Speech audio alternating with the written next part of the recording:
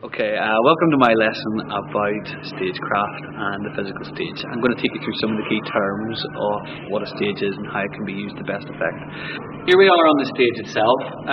The stage, as you can see, is an uncovered stage. Many theatres, professional theatres, prefer to cover their stage with wooden flooring in order to change the sound that you can hear.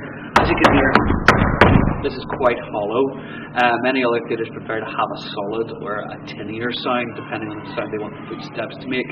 On our stage, we have decided to alter our flat slightly by putting hinges in and turning them into doors. When we open the door, the scene changes and we actually have a new location. In this case, the inside of somebody's house. This allows us to add a lot more flexibility with our stage, which allows us to create a number of different scenes within a play. Each act you may find actually has a different scene for it, and this is a one-act play that you're actually performing.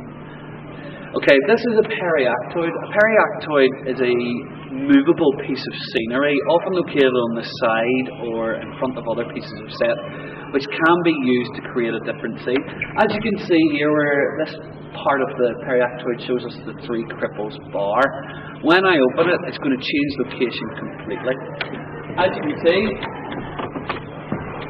it becomes the inside of an orphanage and is therefore able to create another illusion of a different location. In this case, Oliver's orphanage is on display and the message is very clear from it. Once again, the purpose is flexibility. It's all about enabling us to show a different scene with the minimum amount of fuss. As you can see, in front of the actual stage is the orchestra pit. The orchestra pit is where the musicians will sit during a production if music is desired. Many live musicals today would tend to use an orchestra pit and put musicians in. The largest productions often using up to a 20-piece orchestra. Some productions decide they want to save money during the show, and in that case they play to a track of music which is played through the sound system, recorded onto a CD. This obviously will save money because they're not paying the musicians' wages.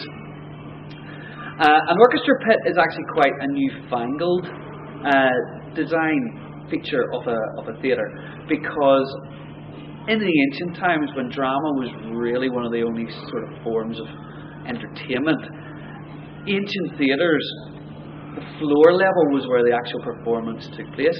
As you can see, I'm actually raised up above the floor where you currently are, and the reason for this is that my voice drops. The further out from me it goes, the sound waves drop down onto the audience, which suits this type of theatre. In ancient theatres, they got around this because they didn't have microphones by placing the audience at a higher level. And what this meant was that the performers would simply look up and speak to them, and their voices would be naturally magnified by the height. Stage terms for whenever you're actually on the stage are very useful to know. Stage left refers to the left-hand side of the stage as you stand on it looking out to the audience. That would be this part of the stage. Don't be mistaken. The audience, when they look at the stage, are looking at stage left, even if it's on their right-hand side. This area, therefore, would be known as stage right, and stage right is obviously on their left-hand side. Don't be confused by that. Upstage is this area here. It's at the back of the stage, and therefore you can be said to be upstaging someone if you move behind them during a particular action or event. The area in front of this is known as downstage, and it gives an actor much more prominence on the stage if they can come onto the downstage apron, which is where I currently am standing now.